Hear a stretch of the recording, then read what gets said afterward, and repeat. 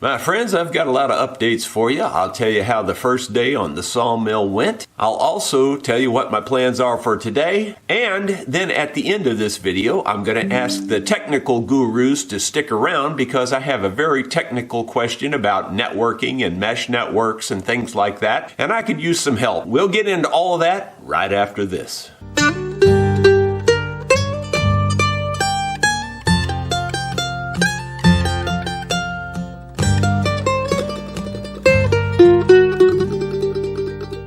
Hello my friends, Jerry Rosa here in the Rosa String Works Workshop. It is Tuesday, April 11th, and that means we'll be playing this evening at Dickey's Barbecue Pit in Rolla, Missouri. If you're in the area or passing through, be sure to stop in. It's always real good food, and I think you'll enjoy the music as well. Well, we had a good day on the sawmill yesterday. I say good day. A lot of people wouldn't define it that way because we really only got one log sawed all day long.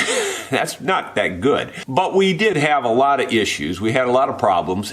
I had mentioned the day before that I had spent like 5 or 6 hours cleaning those bearings. One of the two bearings that was really bad worked fine. The other one instantly clogged back up. So we had to spend 2 or 3 hours in town yesterday just trying to find a replacement bearing. I do have some on order. They're in the mail coming, but that's going to be several days. So we were trying to get back to work yesterday. So we lost at least a couple hours just searching for a bearing. We did get one, we put it in, and everything was fine. We finished sawing the rest of the day.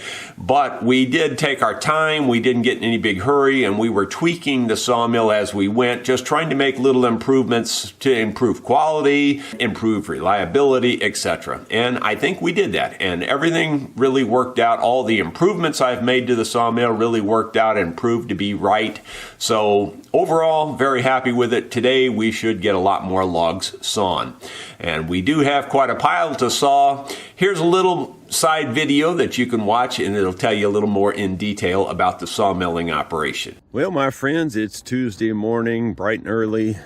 You can see this stack of walnut we got cut yesterday. Well, most of that's walnut. There's 2 or 3 boards on the very top that are cedar. That was one fairly good size walnut log, just one, and there's a lot of lumber there. We also sawed up these 2 6x6 cedar posts for my wife for gates and things.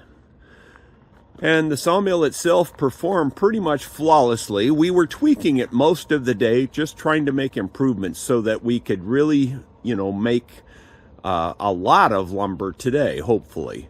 We've still got this giant log pile down here. Now these, it looked from a distance here, it looks relatively small, but these are big logs and there's a bunch of them. Yeah, so there's the log that we cut up there was probably about this size right here. That's, so that we got all that lumber out of one log. Now just look how many logs we have here. And this is all walnut, except that this one here is elm. The stack logs are elm also. So there's going to be a lot of walnut and a lot of elm.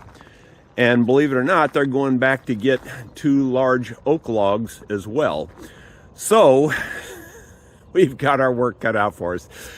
It really did take all day to cut that much lumber, which you would think, well, that's ridiculous, and it was, but we had lots of problems. Those bearings that I had cleaned out yesterday, or told you that it took me 5 hours to clean out, well, one of them held up just fine. The other one just destroyed almost instantly, and it took us a couple of hours driving through town to finally find a replacement bearing. And we finally found one, and then we could start cutting again. And we still cut slow because we were tweaking and trying to make sure everything was optimized. But we do think we're optimized now, and we do think this thing's cutting at its peak efficiency. So today we should be able to saw several of those logs, if not all of them. Well, I hope you enjoyed that video on the sawmilling. We really do plan to have a full day today sawing, as you can see. It's going to take a lot of time to get all that wood sawn up. I thought I'd let you know that I did get this Martin guitar finished, and everything is in tip-top shape on it. The action is perfect. You couldn't get anything better than the action that we have on this thing, and it sounds great. And there will be a video coming out on that down the road, hopefully this weekend perhaps. Okay, now for my technical assistance that I need. This is a rough map of my situation. This is my house. This is the shop where I'm at presently. And this is the rental house up that way. So for you, everything's backwards really from the way it actually is for me right now. But the point is, these two squares are PCs, these two squares are PCs. Presently, I have a router extending the signal up to this first location right here with another router. Then I have a switch, and I have things connected via a switch to another router further back in the house, and then another Ethernet cable over to this switch that connects up to this PC and TVs and all kinds of things. It's a complicated system. I've got two routers here in the shop. One of them being the Starlink router.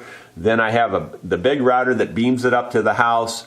I have a router in the house that sends it to a further router back in the back of the house that brings it over to this PC. And then I have a router up at the rental house. So I've got all kinds of routers. I've got like 5 routers going on right now. The problem is I really do need to get to all of the PCs all of the time from any location. In other words, if I'm in, this one here would be called my man cave. When I'm in my man cave, I want to be able to get to these two PCs down here in the shop. Presently, sometimes I can do that. But for whatever reason, I'll get it optimized and have it working perfectly. And then like in 2 days, it quits working. And I don't know why that keeps happening, but it keeps happening. Drives me nuts. So my idea is to purchase a mesh network with a mesh range extender.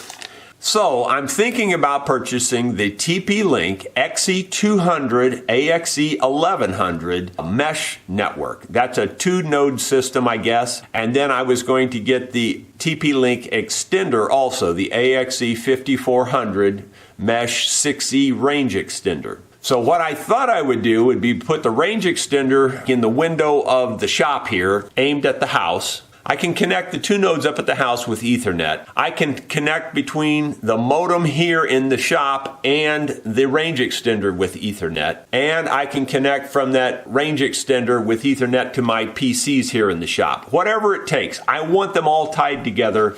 I'm wondering if anybody out there has enough expertise to be able to explain to me how to get that done the most efficient way, the best way.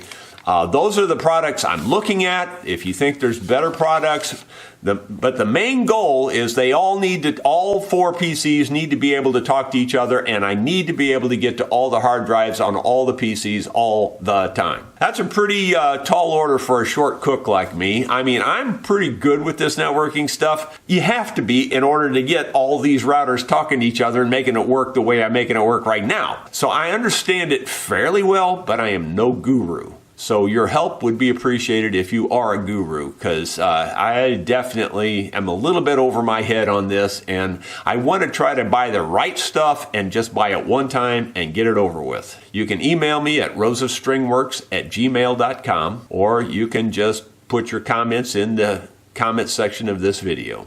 Thank you very much.